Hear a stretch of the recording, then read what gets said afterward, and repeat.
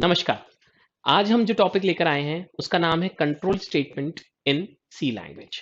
Control statement का मतलब क्या है? आपने बहुत सारी लाइनें लिखी, स्टेटमेंट लिखे। स्टेटमेंट मतलब एक लाइन जिसके अंत में सेमीकोलन आता है। तो इनको कंट्रोल करने के लिए बहुत सारे कंट्रोल स्टेटमेंट है। अब तक जो बेसिक सी के प्रोग्राम बनाए आपने छोटे मोटे, उसके अंदर हम फॉलो कर रहे थे सीक्वेंस सिस्टम। सीक्वेंस का मतलब होता है क्रमवाइज, एक के बाद एक के बाद एक। मतलब पहले पहली लाइन चलती थी, फिर दूसरी, फिर तीसरी, फिर चौथी, फिर पांचवी, फिर छठी, ऐसे। बट हमारा जो ये अगला टॉपिक है कंट्रोल स्टेटमेंट, इसमें हम थोड़ी सी कहानी को बिल्कुल बदल देंगे। इसमें सबसे पहला है इफ। ये इफ क्या है? अगर कोई पर्टिकुलर कंडीशन आपकी सही होती है तो उस पर हम निर्भर करते हैं कि पहली लाइन एग्जीक्यूट होगी या कोई दूसरी लाइन एग्जीक्यूट होगी। एग्जाम्पल से देखते हैं। If A greater than B, अगर ए बी से बड़ा है तो हम प्रिंट एफ के अंदर लिख रहे हैं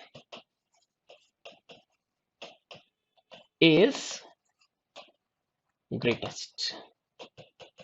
एल्स अगर ए बी से बड़ा नहीं निकला तो हम प्रिंट एफ में लिख रहे हैं नो। यहां पर यह समझने वाली बात है कि इफ क्या कर रहा है, कंडीशन के हिसाब से ये वाली जो कंडीशन है, ये कंडीशन अगर ट्रू होती है तो इस रास्ते पे जा रहा है, और अगर फॉल्स होती है तो इस रास्ते पे जा रहा है। तो एक बार और इफ को समझते हैं फ्लो चार्ट बनाकर। सबसे पहले आपने कोई कंडीशन लिखी, उस कंडीशन से दो रास्ते निकल रहे हैं, एक ट्रू का रास्ता, एक फॉल्स का रास्ता। ट्रू के रास्ते पर कुछ लिखा हुआ है और फॉल्स के रास्ते पे कुछ लिखा हुआ है। अगर ट्रू के रास्ते पे गए तो यस प्रिंट हो गया, अगर फॉल्स के रास्ते पे गए, अगर ट्रू के रास्ते पे गए तो यस प्रिंट हो गया, अगर फॉल्स के रास्ते पे गए तो नो प्रिंट हो गया। ध्यान से समझने वाली बात यह है कि यहां पर सब कुछ इस कंडीशन पर निर्भर करता है। आप अपने जीवन के अंदर भी कई बार कुछ कंडीशन से निर्णय लेते हो, ऐसा हुआ तो ऐसा कर लेंगे, नहीं तो वैसा कर लेंगे। इफ के टाइप देखते हैं। सबसे पहला इफ का टाइप है सिंपल इफ, कि सिर्फ और सिर्फ उसके अंदर इफ लिखा हुआ है और कुछ भी नहीं। तो ये पहली कैटेगरी। दूसरी है इफ एल्स। इफ है और उसका एल्स पार्ट है कि अगर इफ पार्ट एग्जीक्यूट हुआ तो पर्टिकुलर चीज, और अगर ट्रू फॉल्स हो गया तो आपका एल्स वाला पार्ट।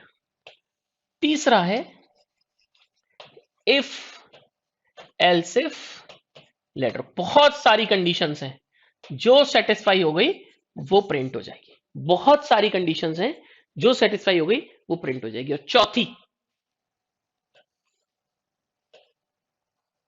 एक इफ के अंदर दूसरा इफ, एक इफ के अंदर दूसरा इफ। तो इफ को चार कैटेगरी के अंदर डिवाइड किया गया है। पहला सिंपल इफ, दूसरा इफ एल्स, तीसरा इफ एल्स इफ लैडर, और चौथा नेस्टेड इफ। नोट कर लीजिए, चारों को डिटेल में डिस्कस करते हैं एक एक करके। क्या है चारों? सबसे पहला सिंपल इफ कैसे काम करता है। कोई वेरिएबल है ए, इसकी कोई वैल्यू है, कंडीशन चेक करी कि इफ ए ग्रेटर देन 1 तो प्रिंट एफ यस। अगर ये कंडीशन, सेमीकोलन लगेगा क्योंकि एक लाइन खत्म हो रही है। अगर ये कंडीशन जो लिखी हुई है अगर ये ट्रू है तो ये वाली लाइन चलेगी।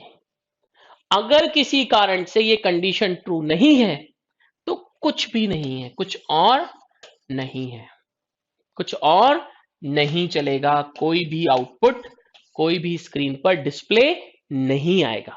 फिर से समझते हैं दोस्तों, इस कंडीशन पर सब कुछ निर्भर करता है। मान लीजिए यहां आप 10 लगा दीजिए, क्या ए 10 से बड़ा है? एक प्रश्न है ये, पर ए तो 5 ही है, तो ये कंडीशन ट्रू नहीं हो रही, फॉल्स हो रही है। पर फॉल्स वाले हिस्से के अंदर कुछ भी लिखा हुआ नहीं है तो वो प्रिंट नहीं होगा।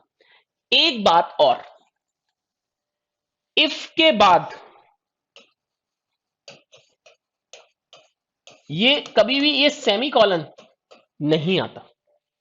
क्यों? क्योंकि ये अभी खत्म नहीं हुआ। सेमीकोलन तब आता है जब पर्टिकुलर एक स्टेटमेंट, एक लाइन खत्म हो जाती है। ये खत्म हुआ ही नहीं तो सेमीकोलन आएगा कहां से? तो यहां पर सेमीकोलन कभी नहीं आएगा। ठीक है। दूसरी बात, अगर इफ के अंदर एक से ज्यादा लाइन है, अगर इफ के अंदर एक से ज्यादा लाइन है, तो ये वाले ब्रैकेट, जिनको करली ब्रैकेट कहा गया है, जैसे किसी के बाल होते हैं ना करली करली, ये ब्रैकेट भी करली करली है, तो करली ब्रैकेट कहा गया है। इन करली ब्रैकेट्स के अंदर लिखा जाएगा अगर एक से ज्यादा लाइन है तो। अगर इफ के अंदर एक ही लाइन है, मान लेते हैं इफ के अंदर एक ही लाइन है, तो करली ब्रेसेस लगाओ चाहे मत लगाओ, आपका आंसर सही है, आपका प्रोग्राम सही है। अब अगली कैटेगरी पे आते हैं, सेकंड। लिखते चलें, समझते चलें। Second category, if else. क्या है इफ एल्स? इफ कंडीशन, यहां पर स्टेटमेंट अगर ट्रू हुआ तो ये चलेगा, एल्स स्टेटमेंट अगर फॉल्स हुआ तो ये चलेगा। ये वाला पार्ट जो है ये सिर्फ और सिर्फ ट्रू की कंडीशन में चलेगा। अगर ऊपर वाली कंडीशन ट्रू हुई तो ये वाला कंडीशन तब चलेगा जब ऊपर वाली कंडीशन ट्रू नहीं हुई तो। ठीक है, आई बात समझ में? आगे चलते हैं। यहां पर भी वही नियम है, अगर एक लाइन है तो करली ब्रेसेस लगाओ चाहे मत लगाओ, पर अगर एक से ज्यादा लाइन है तो करली ब्रेसेस लगाना पड़ेगा। एल्स का मतलब यही है, अगर ऊपर वाला ट्रू नहीं हुआ तो ही ये चलेगा, वरना नहीं चलेगा। अगला देखते हैं, लेटर इफ। बहुत सारे इफ है, फिर एल्स इफ है, फिर एल्स इफ है, और लास्ट में एक एल्स है। इसके अंदर एक स्टेटमेंट है, स्टेटमेंट है, स्टेटमेंट है। सबसे पहले वाली कंडीशन चेक हुई यहां पर। अगर ये कंडीशन ट्रू हो गई तो ये जो सबसे पहले लिखा हुआ है ये प्रिंट हो जाएगा। अगर ये कंडीशन फॉल्स होगी तो ही अगली कंडीशन पर जाएगा। अगर ये ट्रू हुआ तो ये वाला पार्ट चल जाएगा। अगर ये कंडीशन फॉल्स हुई तो आखिरी वाली कंडीशन पे जाएगा। अगर ये ट्रू हुआ तो ये वाला हिस्सा चल जाएगा। अगर ऊपर से लेके नीचे तक चलता हुआ आ रहा है एक एक करके और कोई सी भी ट्रू नहीं हुई, तो आखिर में जो एल्स में लिखा है आपका ये वाला एग्जीक्यूट हो जाएगा। एल्स सिर्फ और सिर्फ तभी चलेगा जब ऊपर से लेके नीचे तक कोई सी भी कंडीशन सेटिस्फाइड नहीं हुई, और अगर इनमें से कोई सी भी एक हो गई तो उसके नीचे वाली कोई सी भी नहीं चलेगी। अगर ये वाली हो गई तो इसके नीचे वो जाएगा ही नहीं। कॉन्सेप्ट यही है कि जैसे ही कंडीशन सेटिस्फाइड हो जाए उसके नीचे वाली को चेक ही नहीं करना है।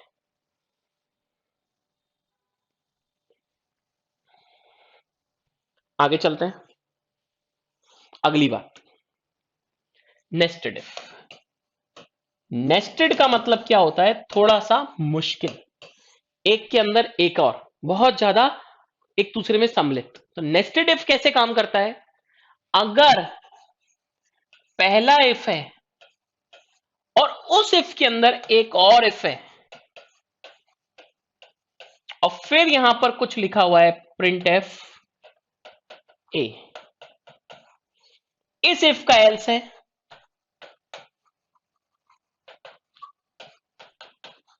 प्रिंट एफ सी, सेमीकोलन यहां आएगा और यहां आएगा।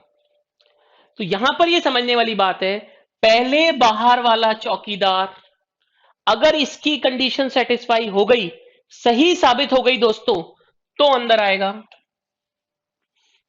ऊपर वाली को हराया तो अंदर आएगा।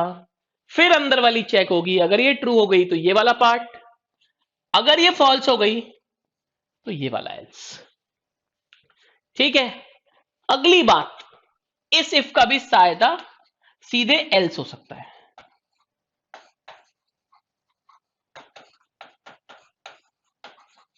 अगर शुरुआत में ही इस एफ के अंदर फॉल्स जनरेट हो गया, मतलब दोस्तों इसकी कंडीशन गलत हो गई, तो सीधे इस एल्स पर आ जाएगा। यहीं पर यह ध्यान रखने वाली बात है कि कौन सा एल्स कौन से इफ का है और कौन सा इफ अंदर है। ये एक तरीके से चाइल्ड इफ हो गया, मतलब ये बाहर वाले पे डिपेंडेंट है। अंदर वाला तभी चलेगा जब ऊपर वाला ट्रू हो जाएगा। ठीक है, आगे चलते हैं। तो कंट्रोल स्टेटमेंट के अंदर हमने सबसे पहली कैटेगरी पढ़ी इफ। क्या पढ़ रहे हैं हम? Chapter control statement, chapter number 3। इसके अंदर जो हमने सबसे पहली बात पढ़ी है वो पढ़ी हमने इफ। इफ के अंदर हमने 4 कैटेगरी देखी है। सबसे पहला सिंपल इफ, जिसमें कोई एल्स नहीं होता। दूसरा इफ एल्स। तीसरा इफ बहुत सारे एल्स इफ लेडर। और आखिरी चौथा नेस्टेड इफ। ठीक है, बना लीजिए कॉपी के अंदर। इसी का, इस वाले का एक रिप्लेसमेंट है। इस वाले का एक रिप्लेसमेंट है। क्या है वो रिप्लेसमेंट? वो रिप्लेसमेंट है स्विच केस। जब एक ही वेरिएबल पर बार बार कंडीशन लग रही है तो उसको इफ एल्स में ना लिखकर स्विच केस में भी लिखा जा सकता है। अगर एक ही वेरिएबल पर बार बार कंडीशन लग रही है तो उसको हम स्विच केस में भी लिख सकते हैं। पॉज करें, पूरे वीडियो को बिल्कुल अच्छे से यहां तक, अब तक जितना बताया उसको नोट डाउन करें। ठीक है,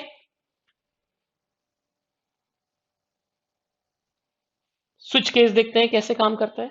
क्या है इसका सिंटेक्स?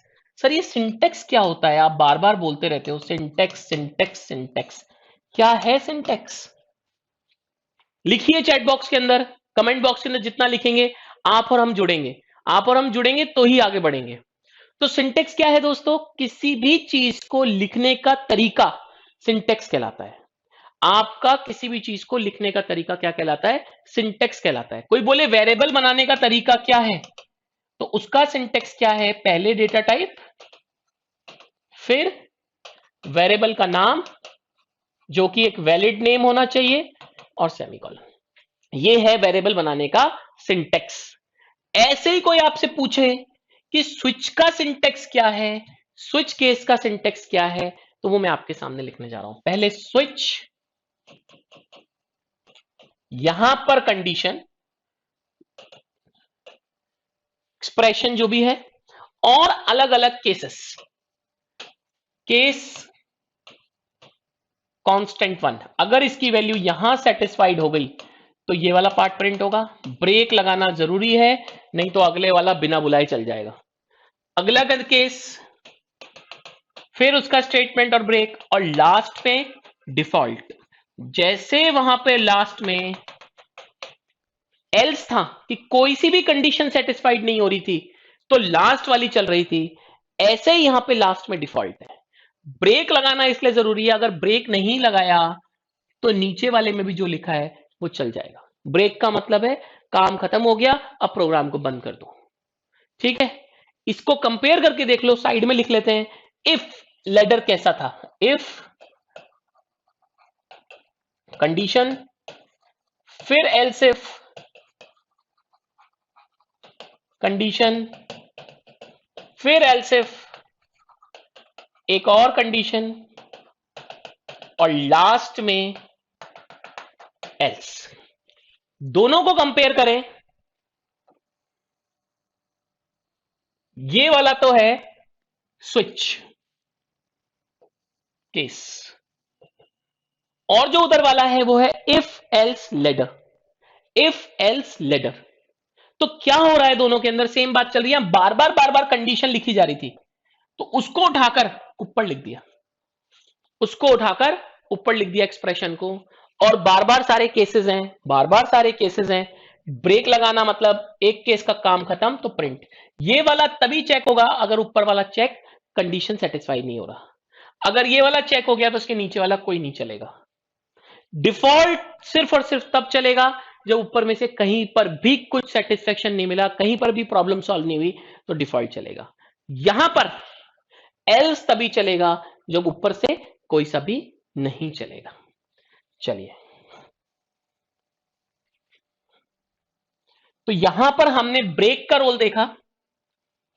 दो चीजें हमने सीखी जिनके आपको क्वेश्चन मिल सकते हैं एग्जाम के अंदर, ब्रेक से रिलेटेड, या एक हमने शब्द देखा डिफॉल्ट। पहली बात तो ये दोनों के दोनों हैं रिजर्व वर्ड्स। तुरंत बताएं कि रिजर्व वर्ड्स क्या होते हैं कमेंट बॉक्स के अंदर। पुराने वीडियोस के अंदर मैंने बताया है, जितना आप रिप्लाई करेंगे आप मेरे साथ जुड़ेंगे।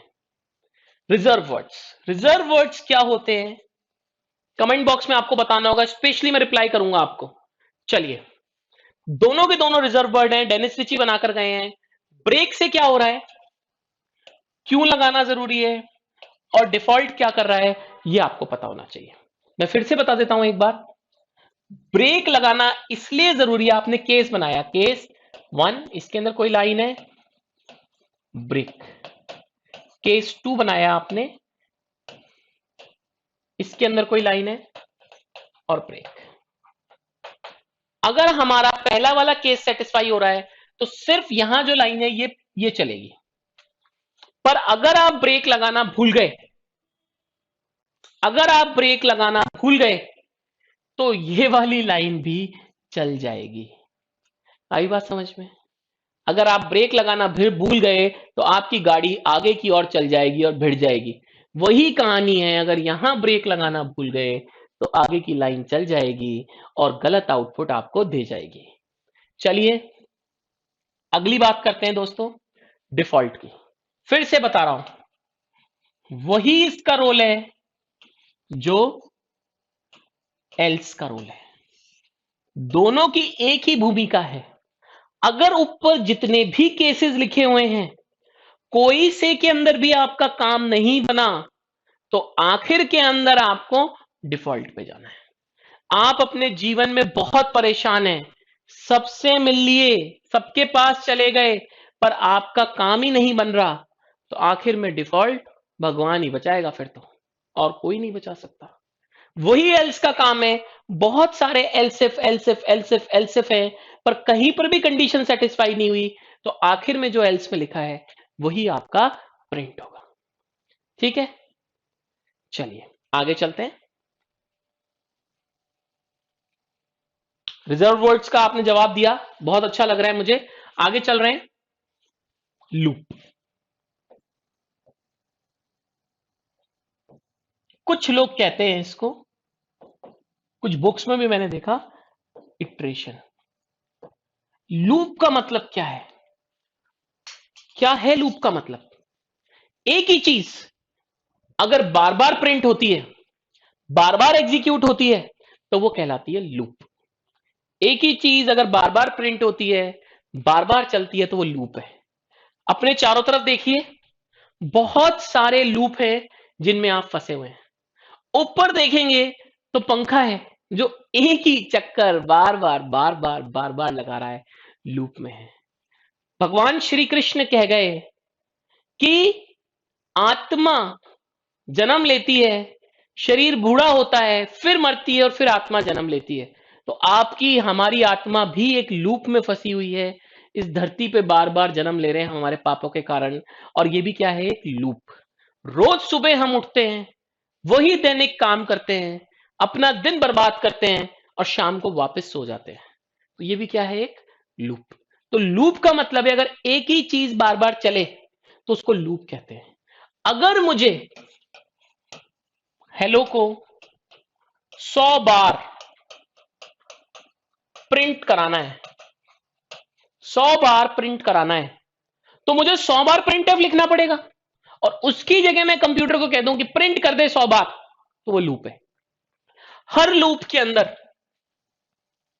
3 चीजों का होना बहुत जरूरी है। क्या क्या? हर लूप के अंदर 3 पार्ट बहुत जरूरी है। अगर इनमें से कोई सा भी एक पार्ट गायब हुआ तो आपका लूप बेकार है, बेकाबू हो सकता है, या चले ही नहीं, या फिर गलत आउटपुट ला सकता है। सबसे पहली चीज है, लूप को कंट्रोल करने वाला, लूप को चलाने वाला एक वेरिएबल चाहिए, और उस वेरिएबल का इनिशियलाइजेशन चाहिए। मैंने आपसे कहा इनिशियलाइजेशन मतलब उसमें कोई प्रारंभिक वैल्यू, शुरुआती वैल्यू। जैसे मैंने आपसे कहा कि जाओ उठक बैठक लगाओ, और मैंने गिनना चालू करा 1, तो ये है मेरा लूप कंट्रोलिंग वेरिएबल और उसकी पहली वैल्यू 1। दूसरी बात, वो कंडीशन जिसके हिसाब से लूप चलेगा और एक समय आने पर रुकेगा। ये आखिरी लाइन बहुत जरूरी है, नोट कर लीजिए। ऐसी कंडीशन जिसके कारण लूप चलेगा और एक स्थिति बाद आकर रुकेगा। मैंने आपसे कहा कि आपको 100 उठक बैठक लगानी है, तो ये जो 100 मैंने बोल दिया, ये है कंडीशन। हर बार चेक होगी कंडीशन, जितनी बार आप उठक बैठक लगाएंगे, जिस वक्त आपकी उठक बैठक 100 हो जाएंगी, आप रुक जाएंगे। ये बहुत जरूरी है। अगर ये आपकी मिस हो गई तो हो सकता है या तो लूप चले नहीं, और या फिर हमेशा चलता रहे, हमेशा चलता रहे। अगली बात है इंक्रीमेंट या डिक्रीमेंट। जो वो वेरिएबल आपने बनाया जो लूप को कंट्रोल कर रहा है, उसकी वैल्यू को आप हर बार बढ़ाओगे तभी तो लूप को काबू में रख पाओगे। जैसे हम आपको उठक बैठक लगवा रहे हैं, ये सिर्फ मजाक की बात है ना। हम आपसे कह रहे हैं उठक बैठक लगाइए, तो हर बार हम काउंटिंग कर रहे हैं 1, अगली बार 2, 3, 4, तो आप देख रहे हैं गिनती बढ़ रही है, 4, 5, 6। पता चले आप तो उठक बैठक लगाते रहे और गिनने वाला गिनती ना बढ़ाए, तो फिर क्या फायदा। लूप अनलिमिटेड हो जाए, अनलिमिटेड हो जाएगा, इनफाइनाइट हो जाएगा, बेकाबू हो जाएगा, किसी काम का ही नहीं रहेगा। तो ये 3 चीजें, कोई सा भी लूप हो, किसी भी प्रोग्रामिंग लैंग्वेज का लूप हो, चाहे किसी भी दुनिया का लूप हो, ये 3 चीजें बहुत जरूरी है। चलिए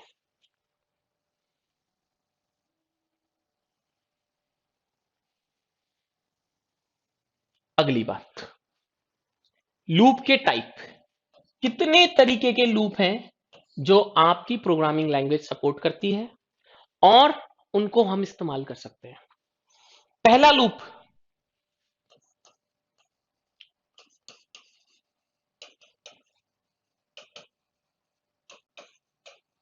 जिसमें कंडीशन ऊपर ही चेक हो जाए, लूप में घुसते ही शुरुआत के अंदर ही कंडीशन को चेक कर दिया जाए, वो है टॉप टेस्टेड। ऊपर ही आप गेट पे गए और आपसे गेट पर ही उसने कह दिया ला भाई टिकट दिखा, पैसा जमा करा, फिर जाना अंदर पिक्चर देखने। यही होता है पिक्चर हॉल के अंदर। आप पहले काउंटर पे टिकट खरीदते हो, टिकट दिखाते हो, तभी तो वो आपको अंदर जाने देता है। Top tested. बॉटम टेस्टेड में क्या है, एक बार तो आपको एंट्री मिल जाएगी, फिर आपकी कंडीशन चेक होगी, तभी आप बाहर निकल सकते हो या आप दूसरी बार चल सकते हो।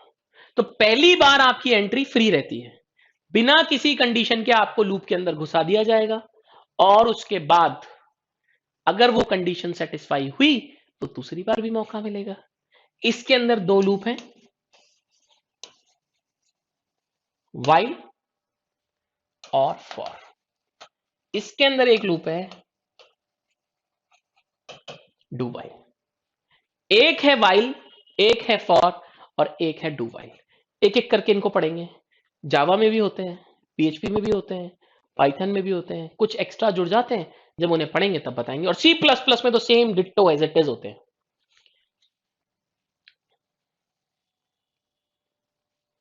सबसे पहला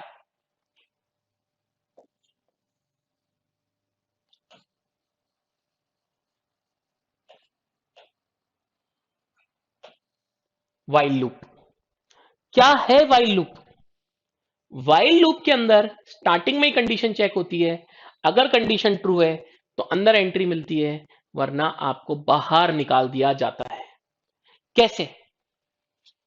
एक वेरिएबल आपने बनाया आई, वैल्यू डाली 0, व्हाइल आई जब तक i 5 से छोटा है अंदर एंट्री देते जाओ, करली ब्रैकेट, अंदर आपने प्रिंट करा दिया print F %d i, semicolon आएगा। यहां सेमीकॉलन नहीं आएगा क्योंकि स्टेटमेंट खत्म नहीं हुआ है, अंदर वाली चीज भी इसके साथ है। ये करली ब्रेसेस ये बता रहा है कि यहां से लेके यहां तक का इलाका वाइल का है। अब आपने i की वैल्यू को इंक्रीमेंट कर दिया, मतलब 1 से बढ़ा दी। अब लूप के 3 जरूरी पार्ट जो होने चाहिए, क्या वो यहां पर हैं या नहीं, उनको हमें ढूंढना है। सबसे पहला पार्ट, लूप कंट्रोलिंग, लूप को काबू में रखने वाला वेरिएबल और उसमें पारंपरिक वैल्यू, उसका इनिशियलाइजेशन। क्या यहां पर हमने कोई वेरिएबल बना दिया है जो लूप को काबू में रखेगा, और क्या हमने उसको पहली वैल्यू दे दी है? हां बिल्कुल, वो है यही है बाहुबली i इक्वल्स टू 0। अगला पार्ट क्या था? अगला पार्ट वो था कंडीशन, जो डिसाइड करेगा कि लूप कितनी बार चलेगा और कब जाकर रुकेगा। तो क्या कंडीशन बना दी गई है? हां जी, बना दी गई है। अगली बात थी, जो वेरिएबल है उसका, ये दूसरा था और ये तीसरा, उसका नाम था इंक्रीमेंट या डिक्रीमेंट। तो क्या इंक्रीमेंट और डिक्रीमेंट बना दिए गए हैं? जी हां, बना दिए गए हैं।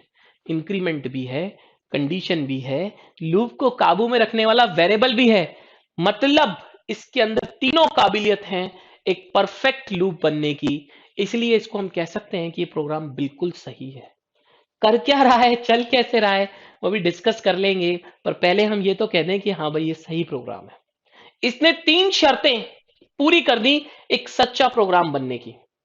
ठीक है, जैसे आजकल चलती है ना, आप इतनी शर्तें पूरी कर दो तो आप एक सच्चे हिंदुस्तानी हो सब मजाक की बातें हैं। चलिए देखते हैं, इस प्रोग्राम को समझने का प्रयास करेंगे। आप इसको लिख लीजिए, ठीक है। अब ये प्रोग्राम कैसे चल रहा है इसको देखते हैं। सबसे पहले एक i नाम का वेरिएबल, एक बार मैं इसको मिटा रहा हूं, इधर लिख रहा हूं थोड़ा सा जो जगह मिले मुझे। int i equals to 0 while i less than equals to 5 curly braces printf %d comma i। Line change भी करवा देते हैं, printf /n, और i की वैल्यू को बढ़ा देते हैं i++। तो यहां पर आपने एक वेरिएबल बनाया जिसकी पारंपरिक वैल्यू, इनिशियल वैल्यू आपने 0 दे दी। पहली बार उसकी कंडीशन चेक होगी, क्या i 5 से फर्स्ट टाइम, क्या i 5 से छोटा है या नहीं।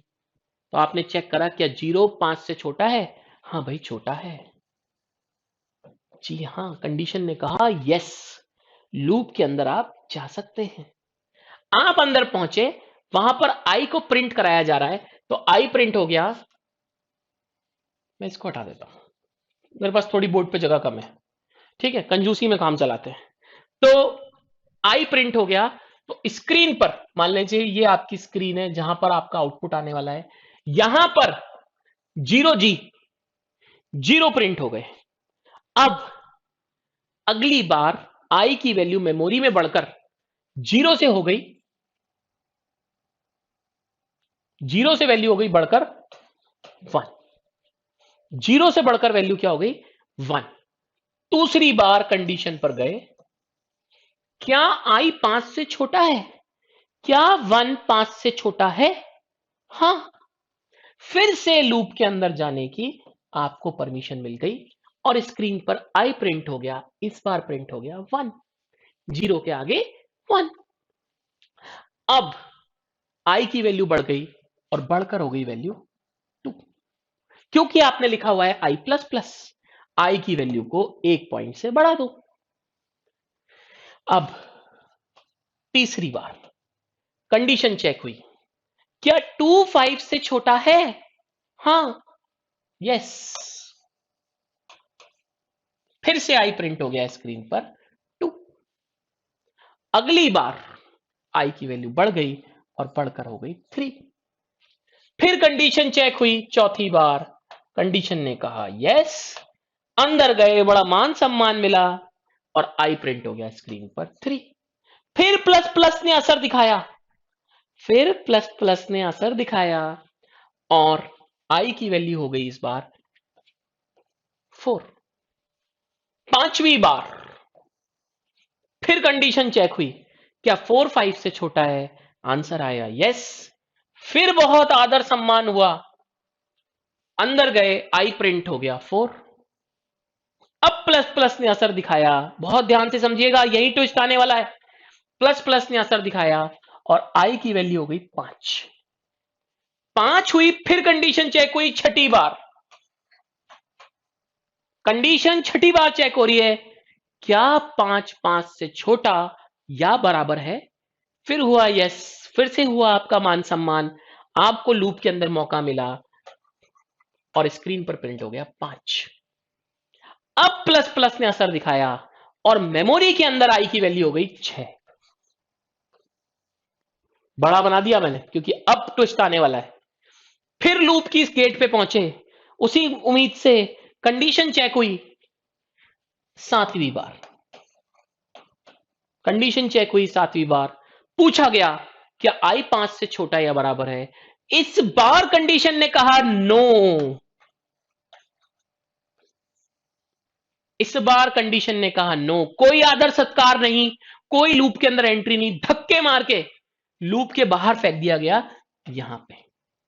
यहां पे अगर कुछ भी लिखा होगा या आगे जो भी प्रोग्राम में होगा वो चल जाएगा, पर इस लूप के अंदर आपको नहीं घुसने दिया जाएगा।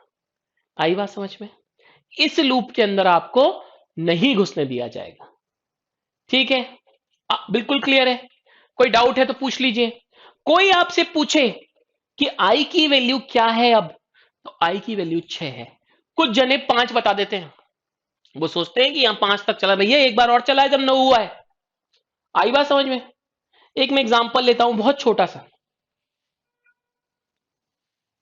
जिनके घर वाले सरकारी नौकरी के अंदर हैं या किसी प्रकार का उनको कोई मेडिकल सुविधा मिलती है, तो उनको इस एग्जाम्पल में बड़ा आनंद आ जाएगा, उनको समझ में आ जाएगा।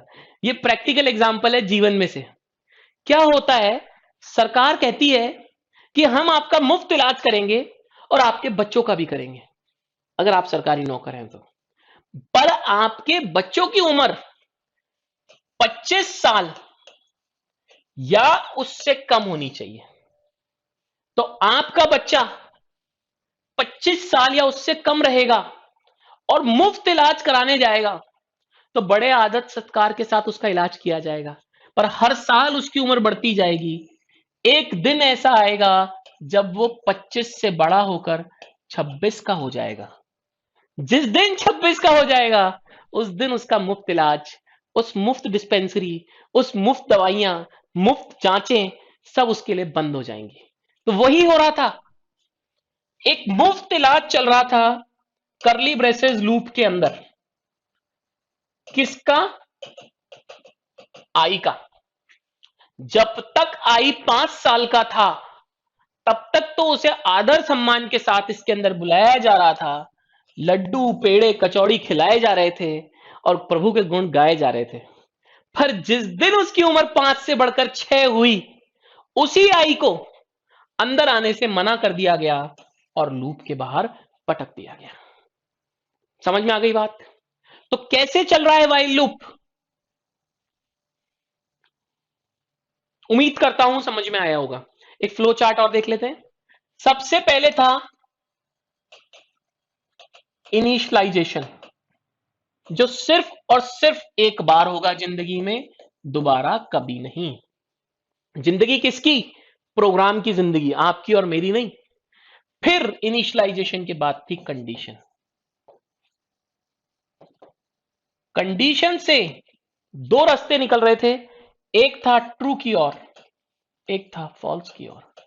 अगर ट्रू वाला हो रहा था तो लूप के अंदर उसकी बॉडी में उसे प्रवेश मिल रहा था और आप इनसाइड लूप थे, लूप के अंदर जाने का मौका मिलता था आपको। उसके बाद इंक्रीमेंट होता था और इंक्रीमेंट के बाद फिर से कंडीशन, फिर कंडीशन ट्रू, फिर अंदर, फिर इंक्रीमेंट, फिर कंडीशन, फिर इंक्रीमेंट, फिर कंडीशन, फिर इंक्रीमेंट। पर एक दिन ऐसा आया जब फॉल जनरेट हो गया, उस दिन धक्के देकर आउट ऑफ लूप कर दिया गया। ठीक है, मेरे जितने एग्जाम्पल्स होते हैं वो सिर्फ आपको समझाने के लिए होते हैं, व्यक्तिगत जीवन से जोड़कर उसे किसी को बुरा पहुंचाना मेरा बिल्कुल भी मकसद नहीं है। कंडीशन ट्रू फॉल्स, तो एग्जाम्पल्स को सिर्फ चीजें याद रखने के लिए रखें, अपने आप से कृपया जोड़कर बुरा ना माने। इनसाइड लूप, यहां पर हम गए, इंक्रीमेंट फॉल्स होते ही बाहर आ गए। लिख लीजिए, किसी भी तरीके की कोई समस्या है कमेंट बॉक्स में तुरंत वीडियो पॉज करिए और लिखिए। अब अगला लूप, फॉर लूप। अगला लूप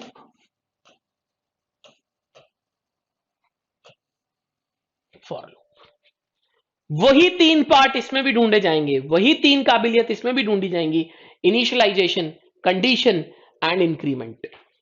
पर इसमें क्या खास बात है, सारी चीजें एक ही जगह पर, उसी प्रोग्राम को बना रहा हूं उसी जगह पर आ जाती है। वही प्रोग्राम है। देखते हैं क्या इसके पास तीनों चीजें हैं। अगर तीनों चीजें हैं तो ये एक सच्चा लूप है। पहली बात, पहला पार्ट मिल गया क्या, initialisation of the variable that will control your loop, उस वेरिएबल का इनिशियलाइजेशन जो लूप को काबू में रखेगा। दूसरी चीज कंडीशन, तीसरी चीज इंक्रीमेंट। तो तीनों चीजें इस लूप के अंदर हैं, तो ये क्या सच्चा लूप है, सच्चा प्रोग्राम बनेगा, कोई इसके अंदर किसी भी प्रकार की दिक्कत नहीं आने वाली। ठीक है, पर सब चीजें लिखी एक साथ हैं पर चलेंगी एक साथ नहीं। चलने का क्या तरीका रहेगा, वही वैसा वाइल लूप जैसा तरीका रहेगा। सबसे पहले क्या चलेगा आप बताइए मुझे। ये मेरा फॉर लूप है, लिखा हुआ है i equals to 0, i less than equals to 5 और i प्लस प्लस। सबसे पहले चलेगा इनिशियलाइजेशन, सिर्फ और सिर्फ एक बार, पूरे प्रोग्राम की जिंदगी में एक बार। फिर चलेगी कंडीशन, कंडीशन से निकलेंगे दो रास्ते, एक रास्ता ट्रू की ओर, एक रास्ता फॉल्स की ओर। अगर ट्रू हुआ तो लूप के अंदर, और उसके बाद चलेगा इंक्रीमेंट। और अगर कंडीशन जैसे ही फॉल्स हो जाएगी तो लूप के बाहर, धक्के देके बाहर। वही वाइल लूप वाला आप फ्लो चार्ट बना सकते हैं, सेम वही फ्लो चार्ट है, सेम वही वर्किंग है। कुछ खास बातें, फॉर लूप के सिंटेक्स के अंदर, सिंटेक्स मतलब मैं बता चुका हूं किसी भी चीज को लिखने का एक फिक्स तरीका।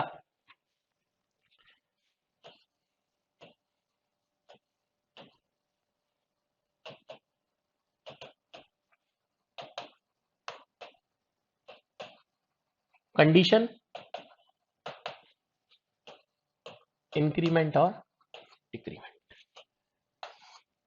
यहां पे आपके स्टेटमेंट्स जो भी आपको प्रिंट कराने हैं, चलाने हैं, एग्जीक्यूट कराने हैं। ये जो सेमी कॉलन दिख रहे हैं अंदर, ये कंपलसरी है, इनको किसी भी हालत में हटाया नहीं जा सकता। जबकि जो ये लिखे हुए हैं ये ऑप्शनल है, इनको अगर आप हटा दोगे तो कोई दिक्कत नहीं है। इनको अगर आप हटा दोगे तो कोई दिक्कत नहीं है, यहां से निकाल के कहीं भी लिख दो जहां आपकी आवश्यकता हो। बना देते हैं एक प्रोग्राम इनको हटा के, सबको भगा देता हूं। इनिशियलाइजेशन वाइल लूप की तरह ऊपर कर दिया, int i equal to 0। For loop के अंदर सेमी कॉलन तो आएंगे ही आएंगे, उनको नहीं छोड़ा जा सकता, सिंटेक्स का फिक्स पार्ट है। कंडीशन मैंने अंदर लगा दी, इफ ए ग्रेटर देन 6, जैसे ही ए की वैल्यू ग्रेटर देन 6 हो जाए तो लूप को बंद कर दो, ब्रेक। जैसे ही ए की वैल्यू ग्रेटर देन 6 हो जाए लूप को बंद कर दो। प्रिंट एफ आई मैंने प्रिंट करा दिया और इंक्रीमेंट डिक्रीमेंट में यहां ले आया। चेक करते हैं क्या इस लूप के पास वो तीनों चीजें हैं जो इस लूप को सच्चा लूप कहलाने में मदद करेंगी। तो पहली चीज है इनिशियलाइजेशन, बिल्कुल है। दूसरी चीज है कंडीशन, जो लूप को काबू में रखे, उसको एक बेकाबू लूप ना बनने दे, है। और तीसरी चीज है इंक्रीमेंट डिक्रीमेंट। तो इस लूप के पास वो तीनों चीजें मौजूद हैं। फॉर लूप के अंदर सेमी कॉलन कंपलसरी है, बाकी चीजों को उठाकर ऊपर बाहर कहीं पर भी आप अपनी जरूरत के हिसाब से लिख सकते हैं। लिख लीजिए, नोट डाउन कर लीजिए।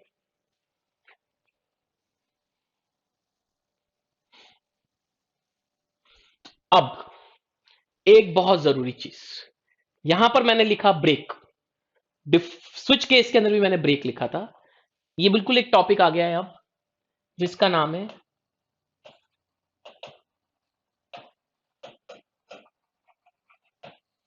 Jumping in loop.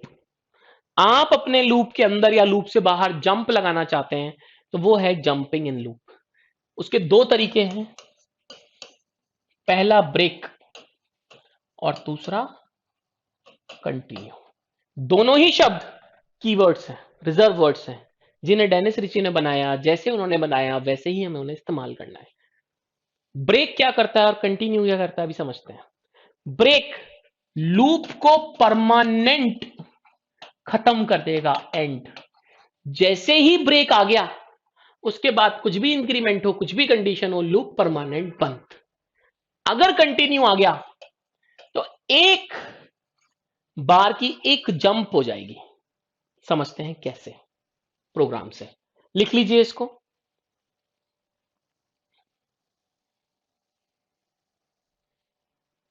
एक प्रोग्राम बनाते हैं, देखिए। To 1 y i less than equal to 5।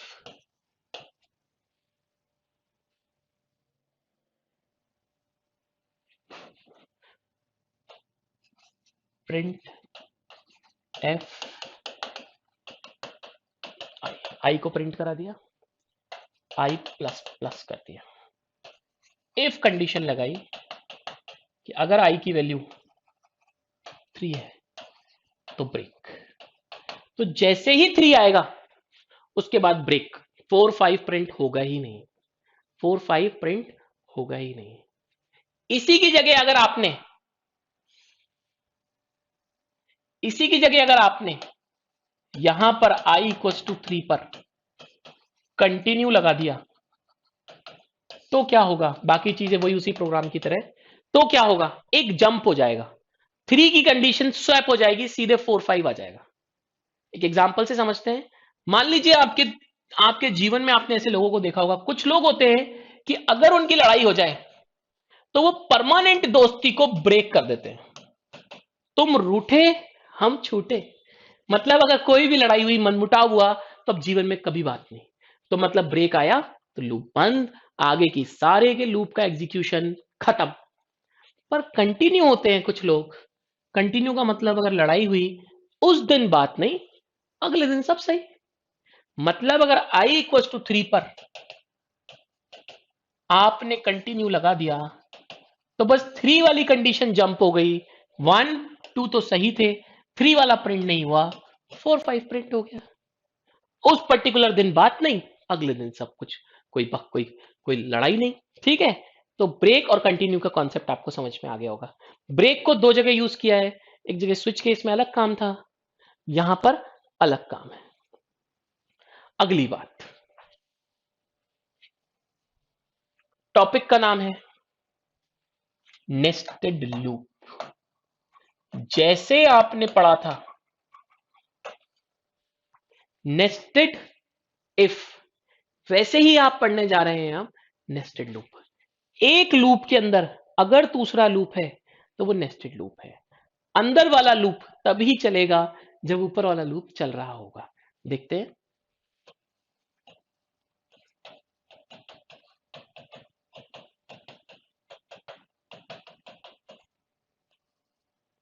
ये इस लूप की बाउंड्री, यहां से लेके यहां तक आई बादशाह, अंदर एक और लूप,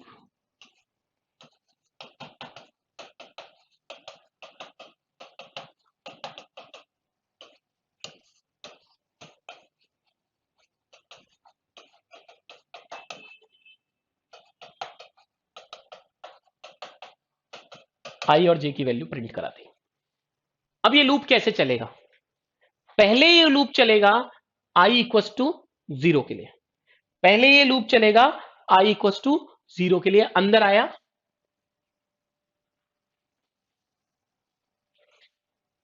आई इक्वस टू, अंदर आया।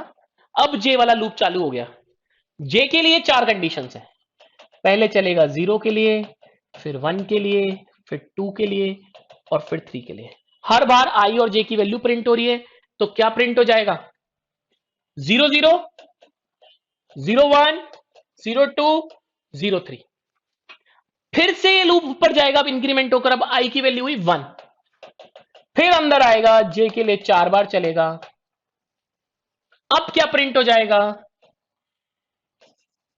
1 0 1 1 1 2 1 3।